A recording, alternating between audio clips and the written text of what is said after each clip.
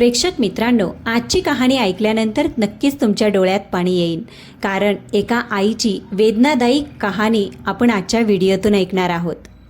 तर व्हिडिओला सुरुवात करण्याआधी चॅनलवर नवीन असाल तर व्हिडिओला लाईक, चॅनलला सबस्क्राईब अवश्य करा, तसंच बेल आयकॉन प्रेस करून हाईप करायला सुद्धा विसरू नका। एक गरीब दाम्पत्य होतं। बायको गर्भवती होती आणि एक 5 वर्षाचा मुलगा सुद्धा होता। तिचा नवरा खूप कठोर मनाचा होता। त्याने स्पष्ट शब्दात सांगितलं, मला पुन्हा मुलगाच हवा आहे। जर मुलगी झाली तर मी तुम्हा दोघींना घरातून हाकलून देईन। त्या काळात खरंच लोक मुलींना ओझं समजत होते। एके दिवशी तो माणूस कामानिमित्त काही महिन्यांसाठी गावाबाहेर गेला।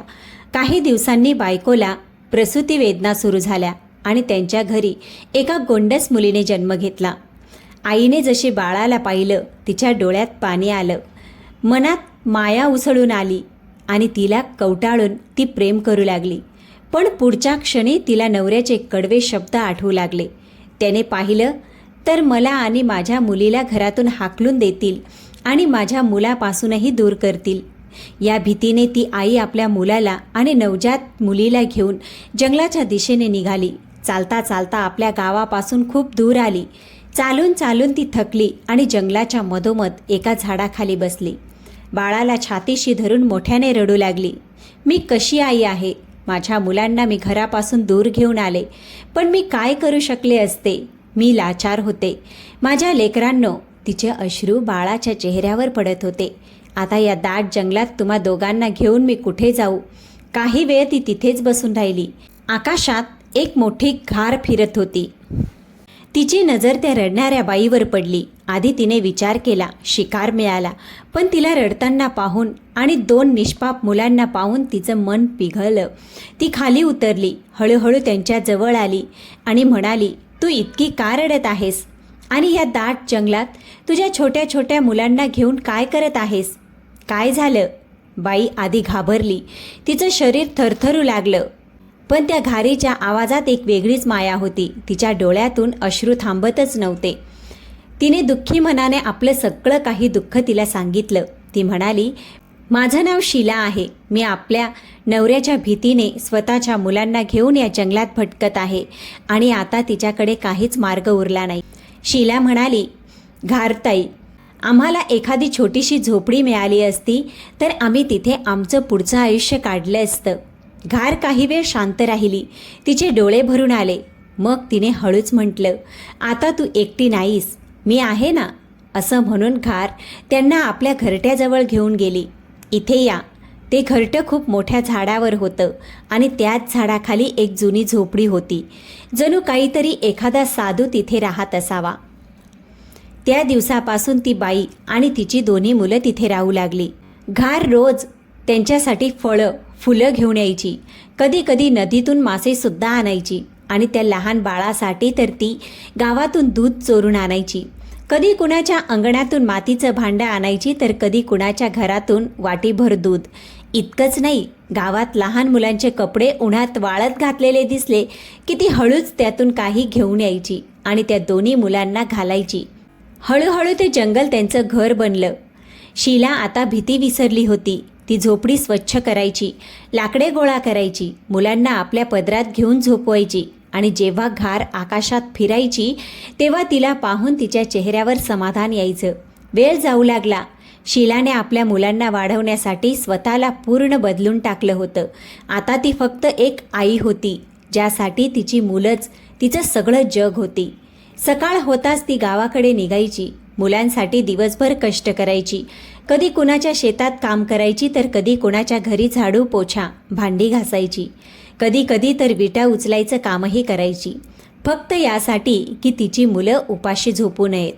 दिवसभर कडक उन्हात काम केल्यानंतर संध्याकाळी तिला काही थोडे पैसे मिळाले की त्या पैशातून ती थोडा भात, कधी भाजी तर कोरडी भाकरी आणायची। नंतर झोपडीत येऊन ती आपल्या मुलांना खूप प्रेमाने खाऊ घालायची। अनेकदा असंही व्हायचं की अन्न खूप कमी असायचं तर ती स्वतः उपाशी झोपायची, पण मुलांना उरलेलं सगळं खाऊ घालायची। तिचा मुलगा हळूहळू समजूतदार झाला होता। तो आईची अवस्था पाहायचा तर शांतपणे कमी खायचा आणि आपल्या लहान बहिणीला आधी खाऊ घालायचा। शीला हे सगळं पाहत होती। तिच्या डोळ्यात पाणी यायचं। पण ती मुलांच्या समोर कधीही आपली कमजोरी दाखवायची नाही. जेव्हा जेव्हा शीला कामाला जायची, मागून तीच घार त्यांच्या मुलांची काळजी घ्यायची. ती झाडाच्या उंच फांदीवर बसून चारही बाजूंवर नजर ठेवायची. जर कुठला जंगली प्राणी जवळ आला तर मोठाने किंचाळून त्याला पळवून लावायची. कधी मुलांच्या जवळ येऊन आपल्या पंखांनी त्यांना हवा करायची, कधी त्यांच्यासोबत खेळायची. छोटी मुलगी तर तिला पाहतच खळखळून हसायची, जणू तिला ओळखतीये, जणू त्यांच्यामध्ये काही खोल नातं आहे. आणि इथे शीला रात्रंदिवस मेहनत करायची. भूक त्रास सगळं सहन करत राहिली, पण मुलांना कधीही तुटू दिले नाही. अशा प्रकारे शीलाने मोठ्या गरिबीतही आपल्या मुलांचं पालनपोषण केलं. हळूहळू वेळ जात गेली. दोन्ही मुलं मोठी झाली.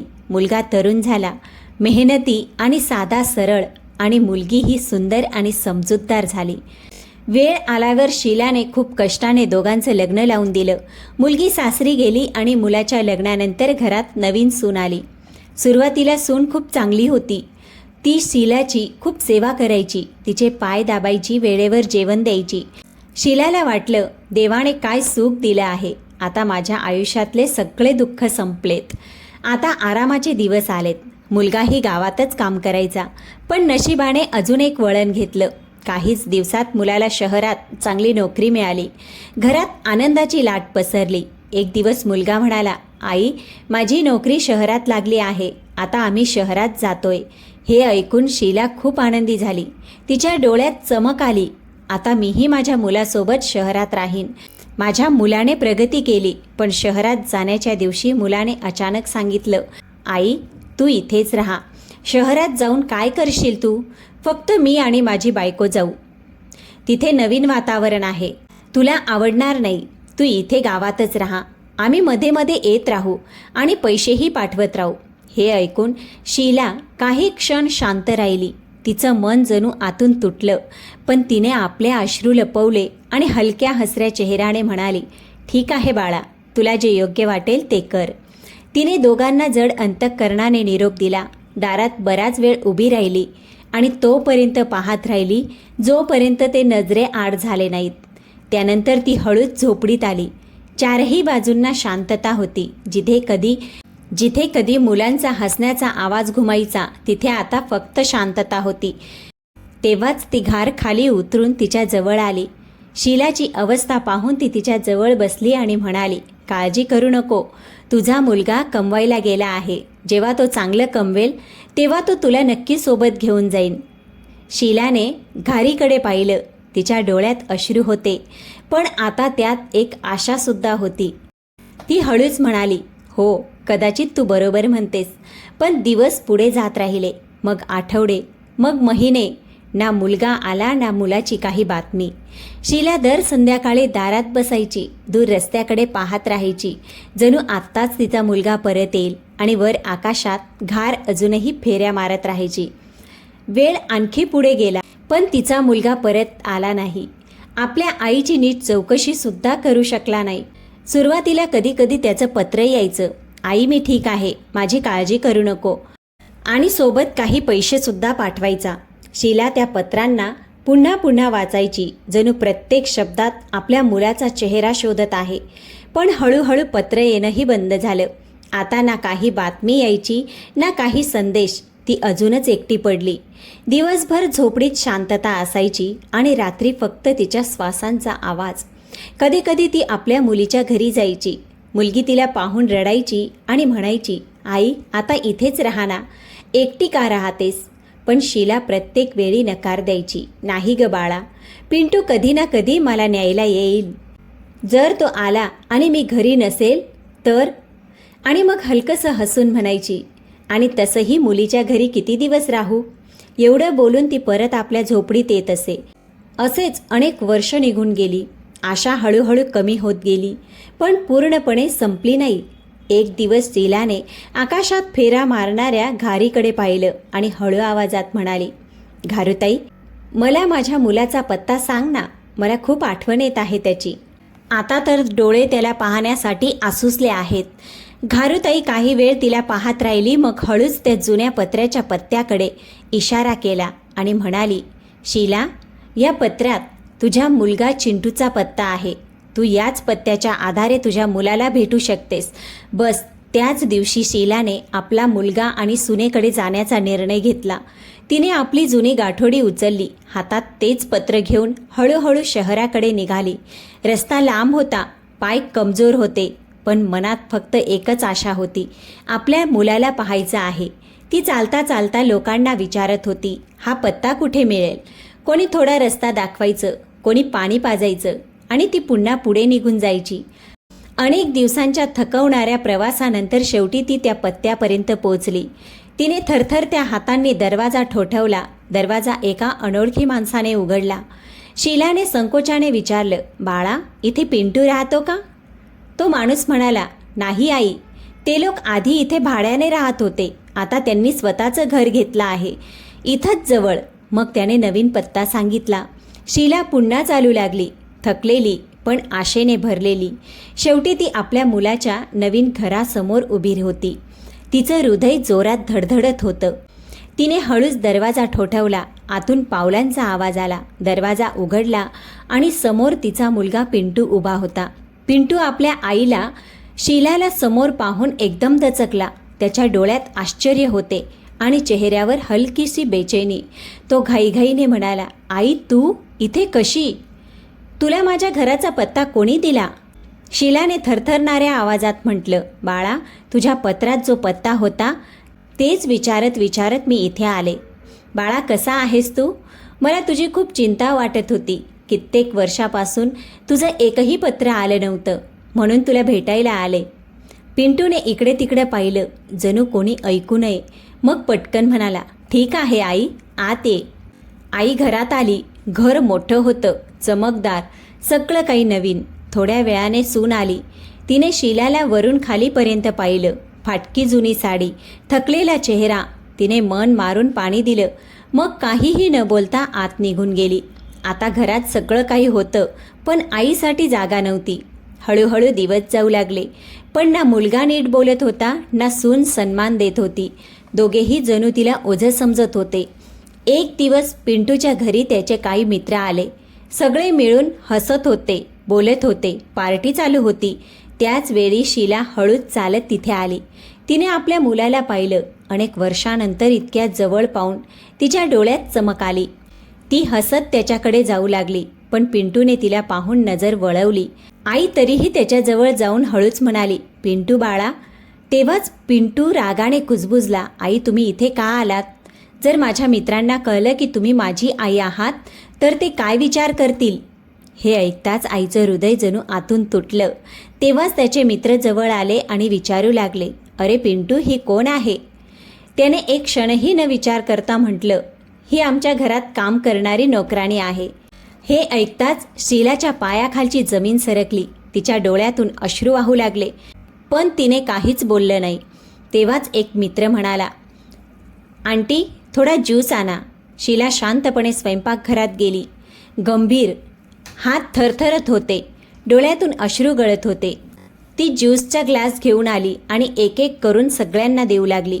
कोणी म्हणायचं हे आणा, कोणी म्हणायचं थोडं लवकर करा, आणि ती फक्त डोकं खाली घालून सगळं करत राहिली. ज्या आईने कधी आपल्या मुलाला भुकेले झोपू दिले नाही, आज तीच आई मुलाच्या नजरेत नोकराणी झाली होती. थोड्या वेळाने सगळे जेवायला बसले. हसणं खिदळणं चालूच होतं. शीला शांतपणे आपल्या खोलीत गेली. तेव्हाच पिंटू आला आणि कडक आवाजात म्हणाला, आई, तुम्ही या खोलीतून बाहेर जाऊ नका. माझे मित्र आले आहेत. तुम्ही माझी आई आहात हे कळलं तर माझे मित्र माझ्यावर हसतील. इतकं सांगून तो निघून गेला. शीला तिथेच बसून राहिली. तिच्या डोळ्यातून अश्रू सतत वाहत होते. तिला ते दिवस आठवू लागले, जेव्हा ती स्वतः भुकेली राहून आपल्या मुलांना खाऊ घालत असे, जेव्हा प्रत्येक वेदना सहन करून त्यांना मोठं केलं होतं. आज त्याच आईची मुलाला लाज वाटत होती. वेळ जात होती. दिवस संपायला आला. शीलाला खूप भूक लागली होती. तिचं पोट जणू आतून जळत होतं. तिने हळूच सुनेला आवाज दिला, सुनबाई, थोडं जेवण दे. सून रागाने म्हणाली, इतकी घाई कसली? अजून थांबा, पार्टी संपल्यावर मिळेल जेवण. हे ऐकून शीलाच्या डोळ्यातून अश्रू आणखी वेगाने वाहू लागले. ती शांतपणे भिंतीला टेकून बसली. पोटात भूक, मनात वेदना आणि डोळ्यात तुटलेली आशा आणि बाहेर हसण्याचा आवाज अजूनही घुमत होते. वेळेसोबत परिस्थिती आणखीनच कठोर होत गेली. आता ना शीलाला जेवण मिळत होतं, ना कोणी त्यांची चौकशी करत होतं, ना सून ना मुलगा, जणू त्या घरात आहेतच नाही. दिवसभर त्या एका कोपऱ्यात शांत बसून असायच्या आणि रात्री काही न खाता झोपी जायच्या. पण त्याच घरात एक छोटंसं हृदय होतं, शीलाचा नातू, जो अजूनही त्यांच्यासाठी धडधडत होता. तो छोटासा मुलगा आपल्या आजीवर खूप प्रेम करायचा. तो रोज आपल्या वाट्याचं थोडंसं अन्न लपवून ठेवायचा आणि मग हळूच आजीच्या जवळ येऊन म्हणायचा, आजी तुम्ही खा, मला भूक नाही. शीला त्याची निरागसता पाहून रडू लागायची आणि त्याला मिठी मारायची. तो मुलगा सगळं पाहत होता, कसं त्याची आई त्याच्या आजीशी वाईट वागते, कसं त्याचे बाबा कधीही आजीशी नीट बोलत नाही. एके दिवशी घरात जेवण बनवलं नव्हतं. सून तयार होऊन म्हणाली, आई आम्ही बाहेर डिनरला जातोय, तुम्ही काहीतरी बनवून खा. शीलाने निरागसपणे म्हटलं, सुनबाई मला तर गॅस लावताही येत नाही, मी कसं बनवू. तेव्हा पिंटू हसत म्हणाला, अगं आई जवळच्या मंदिरात भंडारा चालू आहे, तिथे जाऊन मागून खा. हे ऐकून शीलाचं मन आतून तुटल्यासारखं झालं आणि हे सगळं तिचा छोटा नातू ऐकत होता. त्याने लगेच आपल्या आईला म्हटलं, आई आजीलाही सोबत घेऊ ना, आपण सगळे मिळून खाऊ. पण त्याची आई हसत म्हणाली, नाही बाळा, आजीला बाहेरचं खाणं आवडत नाही. आणि ते दोघं निघून गेले. शीला पूर्णपणे एकटी बसली होती. तिच्या डोळ्यातून अश्रू थांबत नव्हते. ज्या मुलासाठी हे सगळं सहन केलं, आज त्याच्यासाठी मी ओझं झाले. ज्या घराला मी माझं आपलं समजले, आज तेच घर माझ्यासाठी परकं झालं. हळूहळू तिचं मन पूर्णपणे तुटलं होतं. दुसऱ्या दिवशी सकाळी कोणालाही न सांगता शीला शांतपणे आपल्या मुलाच्या घरातून निघून गेली. तिच्या डोळ्यात अश्रू होते आणि ओठांवर फक्त एकच गोष्ट, माझ्या राहण्यामुळे माझ्या मुलाला लाज वाटते, मी माझ्या छोट्या घरात बरी आहे. ती हळूहळू चालत राहिली, थकलेली, तुटलेली आणि शेवटी ती आपल्या जुन्या जंगलातील झोपडीपर्यंत पोहोचली. आत गेल्यावर ती जमिनीवर बसली आणि मोठ्याने रडू लागली. मग ती आली. तिच्या हुंदक्यांचा आवाज ऐकून आकाशातून तीच घार खाली उतरली. ती तिच्या जवळ येऊन बसली आणि हळूच म्हणाली, काय झालं शीला, तू का रडत आहेस. शीलाने डोकं वर केलं, डोळे सुजले होते आणि मग तिने आपल्या मनातील सगळं दुःख एक एक करून त्या घारीला सांगितलं. कसा तिचा मुलगा तिला ओळखायला लाजतो, कशी सून तिला जेवणही देत नाही, कसं तिला नोकराने बनवलं गेलं आणि कशी आज ती सगळं सोडून इथे परत आली. घार शांतपणे ऐकत होती. तिच्या डोळ्यातही जणू राग आणि वेदना दोन्ही होते आणि शीला फक्त रडत राहिली. शीलाच्या डोळ्यातले अश्रू अजून सुकलेही नव्हते. तेवढ्यात घारीने हळूच आपले पंख तिच्या खांद्यावर ठेवले, जणू कोणीतरी तिचं दुःख वाटून घेत आहे. शीलाने एकटीने रडणं सोडून दिलं. आता तिच्यासोबत ती घार होती, जी शांततेतही तिची साथ देत होती. हळूहळू दोघी एकमेकींची सवय बनल्या. सकाळ झाली की ती घार कुठून तरी थोडंसं अन्न आणायची.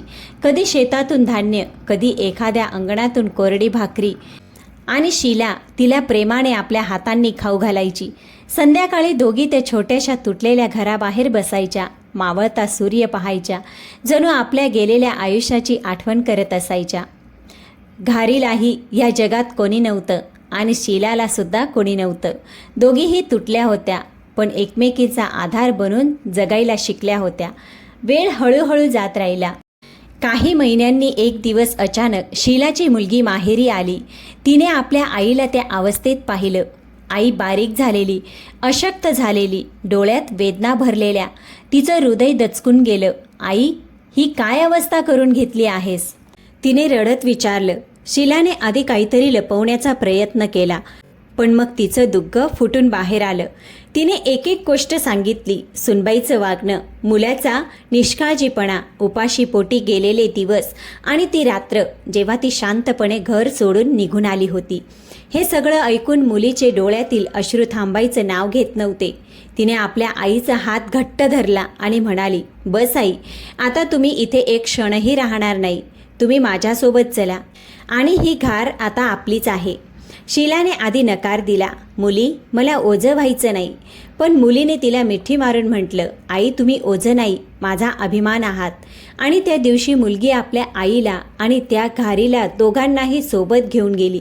मुलीचं घर खरंच घर होतं. जावईही खूप चांगल्या मनाचा होता. त्याने कधीही असं वाटू दिलं नाही की शीला त्यांची सासू आहे. तो तिला स्वतःच्या आईसारखं मानायचा.